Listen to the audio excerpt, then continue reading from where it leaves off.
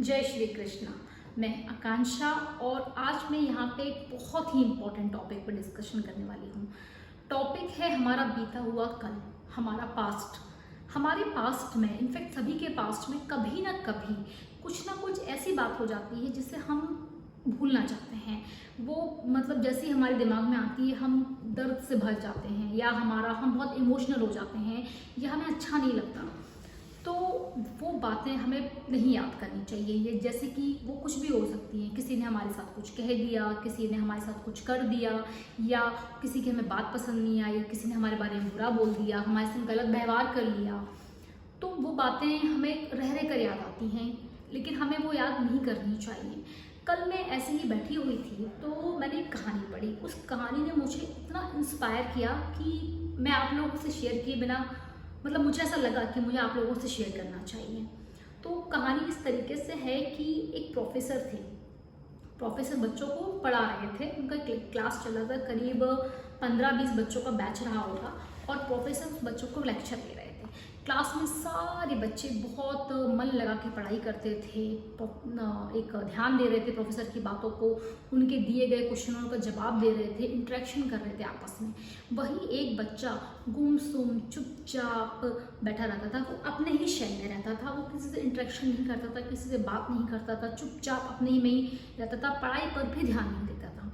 Professor ने उसको first day ही observe कर लिया था, नोटिस कर लिया था, लेकिन उन्होंने कहा कि शायद नया नया है, नया नया माहौल है, मे बी कुछ हफ्तों बाद ये सही हो जाएगा, लेकिन बच्चा सही नहीं हुआ। प्रोफेसर ने क्लास ख़त्म होने के बाद, चूँकि प्रोफेसर जेन्युइन थे, तो उन्होंने क्लास ओवर होने के बाद उस बच्चे को अपने केबिन में बुलाया। प्रोफेसर ने उससे पूछा कि बेटा क्या बात है, तुम पढ़ाई पर ध्यान नहीं देते हो, अपने ही शहर में रहते हो, बातों का जवाब नहीं देते हो, किसी से बात नहीं करते हो, क्या कोई परेशानी है? बच्चा पहले तो हिचकिचाया, लेकिन फिर उसने बड़ी हिम्मत करके प्रोफेसर से कहा कि प्रोफेसर, मेरी ज़िंदगी में अतीत में कुछ ऐसा हो गया है, पास्ट में मेरी ज़िंदगी में कुछ ऐसा हुआ है जिसको मैं भुला नहीं पा रहा। मैं भूलना चाहता हूँ लेकिन मैं आगे बढ़ ही नहीं पा रहा। मैं वही सोचता रहता हूँ, मेरी ज़िंदगी वहीं अटक के रह गई है। मैं जब भी कुछ नया करने की सोचता हूँ, मुझे वही पुरानी बातें याद आ जाती हैं। मेरे दिमाग में पूरे टाइम वही चलता रहता है, मुझे समझ नहीं आता मैं क्या करूँ। प्रोफेसर ने उसको बोला कि बेटा शाम को घर पे मिलते हैं। प्रोफेसर ने उसको घर पे इनवाइट किया। एक तय वक्त पर, जो कि प्रोफेसर और बच्चे के बीच में तय हुआ था, बच्चा प्रोफेसर के घर पहुंचा। प्रोफेसर के घर पे पहुंचा, प्रोफेसर ने बच्चे को वेलकम किया और उसे ड्राइंग रूम में बिठाकर प्रोफेसर किचन में चले गए शिकंजी बनाने। शिकंजी, हम लोग शिकंजी कहते हैं, कई लोग नींबू पानी उसको बोलते हैं। तो प्रोफेसर शिकंजी बनाने चले गए। शिकंजी बनाते बनाते प्रोफेसर ने बच्चे के ग्लास था उसमें नमक थोड़ा सा ज़्यादा डाल दिया। प्रोफेसर किचन से बाहर आए और बच्चे की तरफ वो ग्लास करके बोले, लो शिकंजी पियो। बच्चे ने ग्लास लिया, जैसे ही उसने पहला सिप लिया, उसने एक अजीब सा एक्सप्रेशन दिया। प्रोफेसर ने पूछा क्या हुआ, शिकंजी पसंद नहीं आई? बच्चे ने कहा नहीं सर, शिकंजी बहुत अच्छी है, लेकिन इसमें नमक ज़्यादा हो गया है, इसलिए इसका स्वाद अजीब सा लग रहा है। तो प्रोफेसर ने कहा ये शिकंजी तो खराब हो गई, लाओ मैं इसको फेंक देता हूँ और तुम्हारे लिए नई शिकंजी बना के लेकर आता हूँ। चूँकि छात्र जो था वो अपने गुरु के घर आया हुआ, तो वो नहीं चाहता था कि गुरु परेशान हो। उसने कहा नहीं सर, सिर्फ नमक ही ज़्यादा हुआ है, इसमें मैं जैसे ही थोड़ी सी चीनी मिलाऊंगा, इसका स्वाद चेंज हो जाएगा और ये शिकंजी पीने लायक हो जाएगी। छात्र के इतना कहते ही प्रोफेसर गंभीर हो गए, एकदम सीरियस हो गए। उन्होंने कहा ठीक, तुमने बहुत अच्छी चीज़ ऑब्जर्व करी है, अब इसे भी समझो।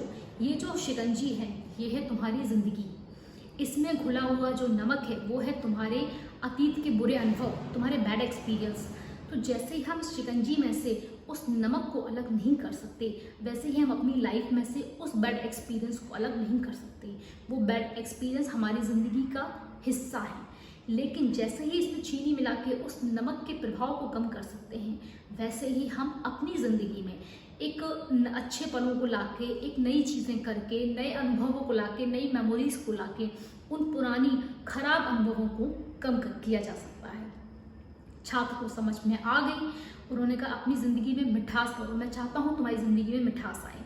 छात्र ने अपने प्रोफेसर से वादा किया कि सर मैं अब अपनी पुरानी बातों को लेकर मैं नहीं बैठा रहूँगा, मैं अपनी ज़िंदगी में आगे बढ़ूँगा।